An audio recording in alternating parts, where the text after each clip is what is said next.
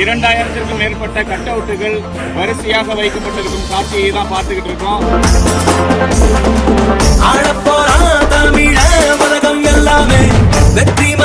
தமிழக வெற்றி கழகத்தின் 2ஆம் ஆண்டு துவக்க விழாவையொட்டி வழி நெடுக கட் அவுட் தான் பாத்துக்கோங்க. சும்மா மெர்சலாக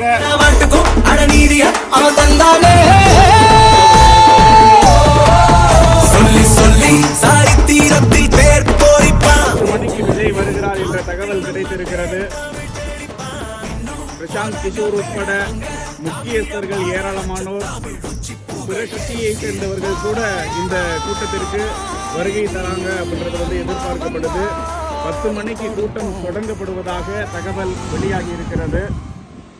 பிப்ரவரி 26ஆம் நாள் தமிழக வெற்றி கழகத்தோட 2ஆம் ஆண்டு துவக்க விழா கோலாகலமாக விஜய் முன்னெடுத்திருக்கிறார்.